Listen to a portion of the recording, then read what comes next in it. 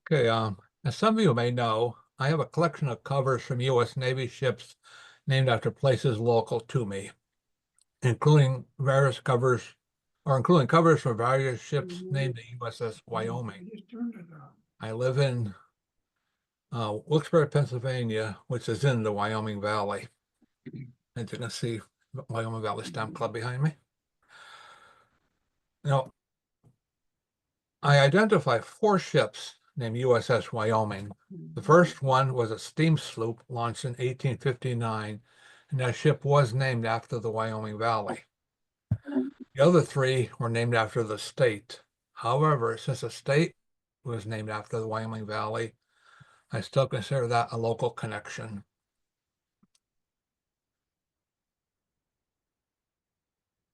The third ship with the name was a battleship, USS Wyoming, BB-32, which was a dreadnought battleship commissioned in September 1912.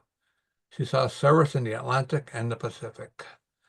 This photo shows the ship traversing the Panama Canal in 1919.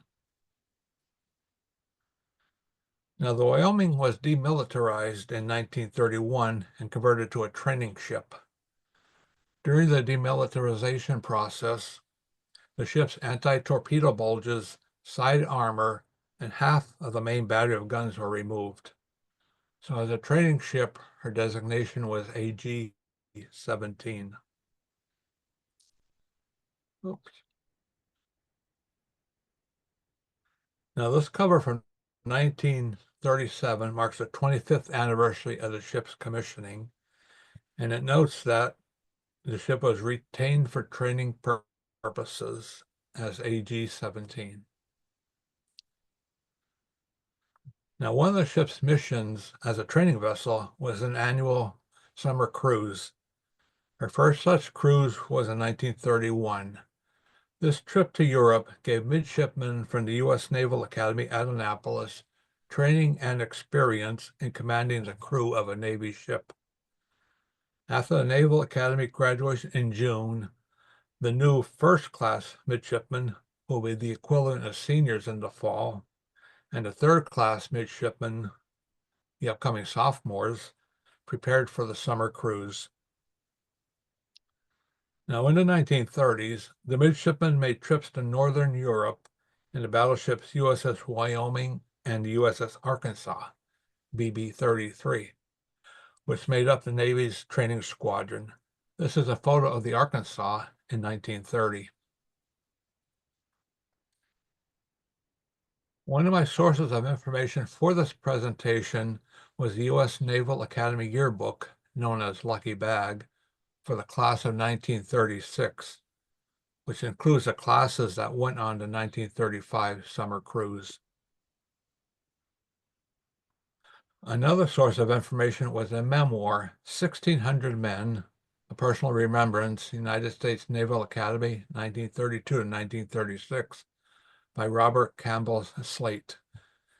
The author was a member of the class of 1936, was known as the Runt class because it was the smallest class ever to matriculate due to the Depression. Now, he recounts his life at the Naval Academy.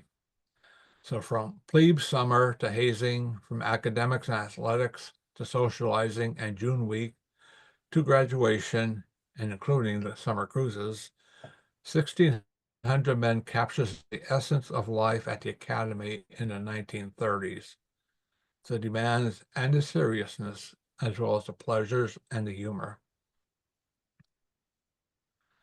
Now, during the summer cruise, the midshipmen of the third class learned the work of enlisted sailors. The third-class midshipmen discovered the practical purposes of scrubbers, bright work polish, and scrapers. Hours of scrubbing, sweeping, chipping, shining, and painting were broken by general drills and watches. Such duties as messenger, lookout, helmsman, and signalman served to familiarize them with the duties of the men they will later command.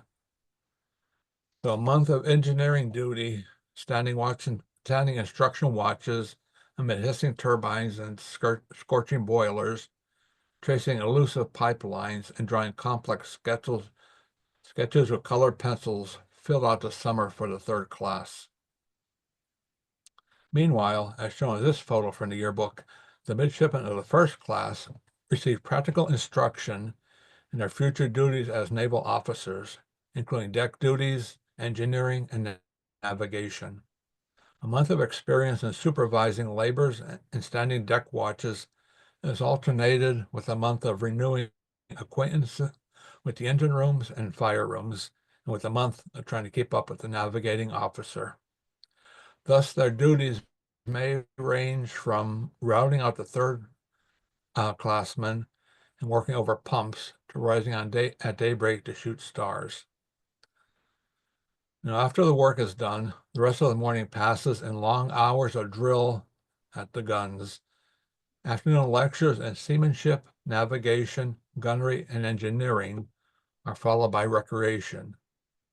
When the first foreign port is finally reached, the midshipmen welcome the break in drills and instruction. And for many of the midshipmen, this would be the first time stepping foot onto foreign soil. Now, my USS Wyoming collection includes a large number of covers from the midshipmen's cruise of 1935. And I also have some postcards from the period. And by the way, in 1935, the Naval Academy celebrated its 90th anniversary. Now, this is a photo of the Naval Academy from the 1936 yearbook. And this is the class of 1936, who were the first class midshipmen on the cruise. And this is the class of 1938, who are the third class midshipmen on the cruise. Now, this postcard shows midshipmen in a dress parade at the Naval Academy. Perhaps those going on a 1935 cruise had a parade like this before they embarked. Now, the postcard is postmarked the day before the cruise on June 6, 1935, in Annapolis. It looks like it was written by a sailor going on the cruise. And since the ship swore to return on August 27th, perhaps Walt was going on shore leave 2 days later to visit Edith. Now, perhaps this is the Walt who sent the postcard. He's the only Walter I found in the yearbook, and his bio says he was from Brooklyn.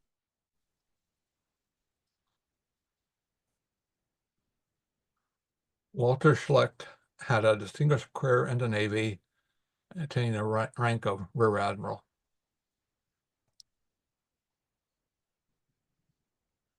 Another notable member of the class was Chester Nimitz, Jr., the son of Fleet Admiral Chester Nimitz.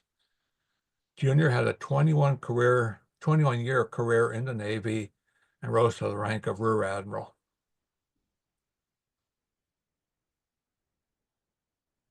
And this is Robert Slate, the author of 1600 Men.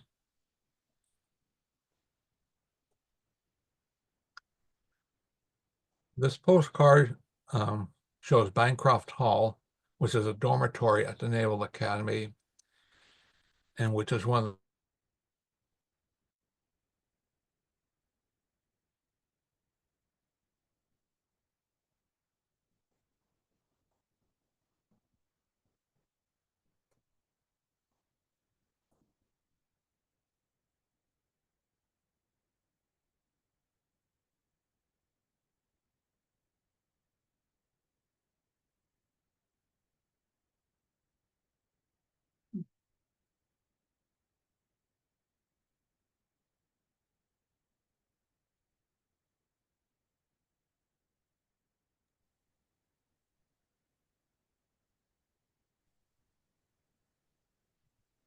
Okay, looks like I got disconnected.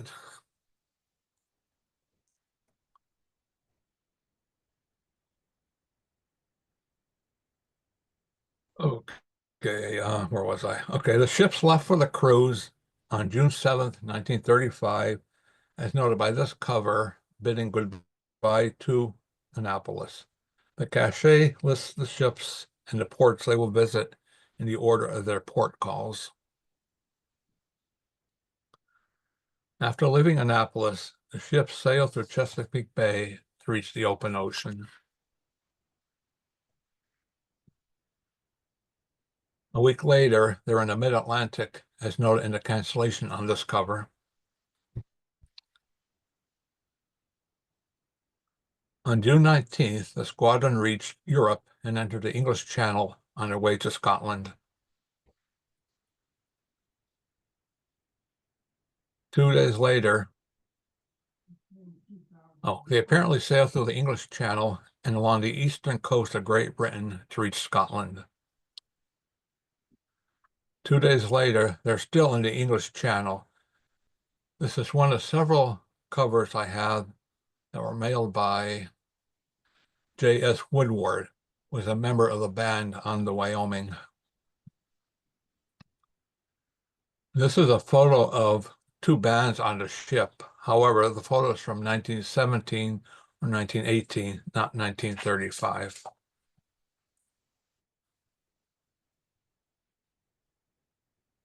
The next day, the ship's docked at Edinburgh. The cachet shows the Wyoming at dock, and it appears they're in Edinburgh for a week. In Scotland, they saw Queen's Ferry and Princess Street in Edinburgh. And this is another cover from musician Woodward, sent on June 24th. They visited some of the sites in Edinburgh, and some went on shore leave to London or Paris. It mentions London here, and other information I have show that they also went to Paris. This postcard shows a Palace of Holyrood house in Edinburgh. Postcard was mailed from the USS Wyoming on July 1st. It notes that the next stop on the cruise was Oslo. Now, I did not find Al DeLong in the yearbook, so he must have been a third-class midshipman, an enlisted sailor, or an already commissioned officer. The ships left Edinburgh and sailed through the North Sea to Oslo.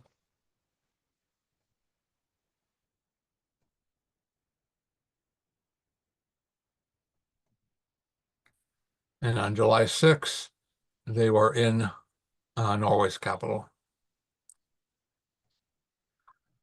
This photo from the yearbook shows their visit to Oslo. And it looks like the skipper had some dogs with them.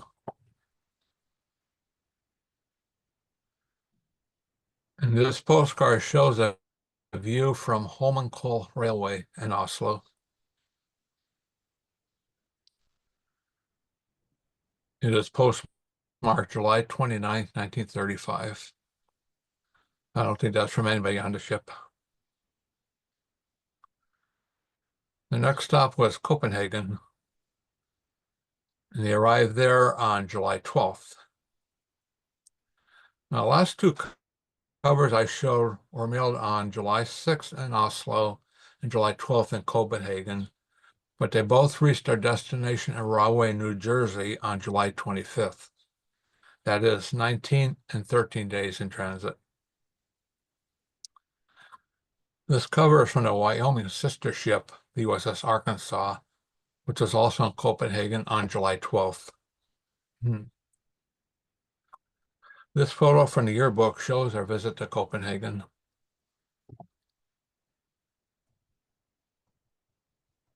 Looks like some are working, some are relaxing. And as does this one. And while they were there, some of them also went to Berlin.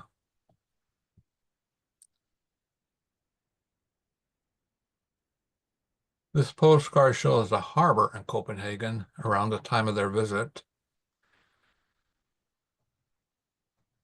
It was mailed from that city on August 19th, 1935.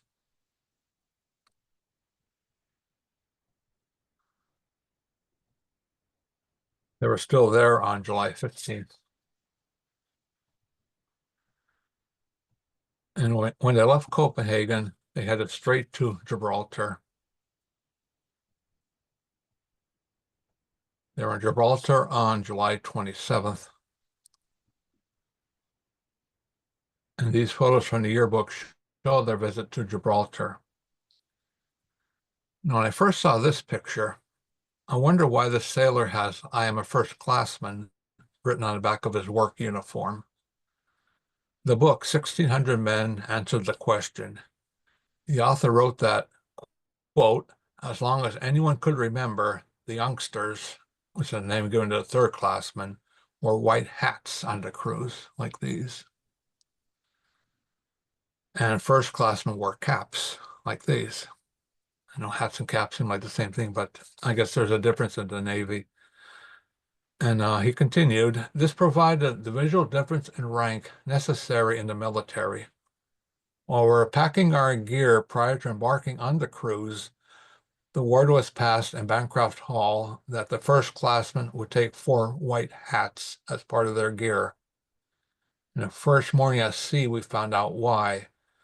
The superintendent had decided or been convinced by some evil soul that there was no such prescribed uniform as wearing caps with the work uniform.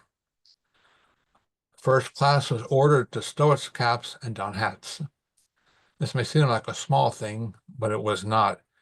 It immediately made us indistinguishable from the third classmen, both to them and to the enlisted men aboard ship. We therefore became embroiled with the latter for the duration of the cruise. The enlisted men loved to hackle the midshipmen, and this, within limits, they were allowed to do to the third class. The first class they're to leave alone. So here's a glorious excuse to shove both classes around, and they did. My roommate got into a shouting match with an enlisted man who knew exactly what he was doing by hiding behind the "how can I know he's a first classman" dodge, end quote. So obviously this first classman wanted his rank known. Now this photo from the yearbook shows our visit to Gibraltar.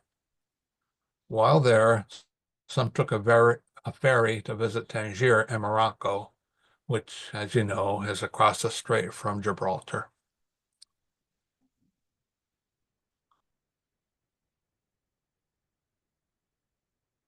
This postcard shows a rock of Gibraltar from a beach in Spain around the time of the cruise. It was mailed from Gibraltar on September 4th, 1935. Now, from Gibraltar, the ships headed back into the Atlantic for one final port call in Funchal, Madeira, which is an autonomous region of Portugal. They were in Funchal on August 1st. This postcard has a view of Funchal, and it was carried on a civilian ship and mailed from Lisbon in 1935. The date's not too clear. So after they weighed anchor at that port, they headed back across the Atlantic to return to Annapolis. But before they sailed to the Naval Academy, they stopped off the coast of Virginia, around here, an area known as the Southern Drill Grounds, for the big test of the cruise, short-range battle practice. This target practice duplicated regular fleet procedure and represented the final step in the midshipmen's training. These photos show scenes of homeward cruise and the short-range battle practice.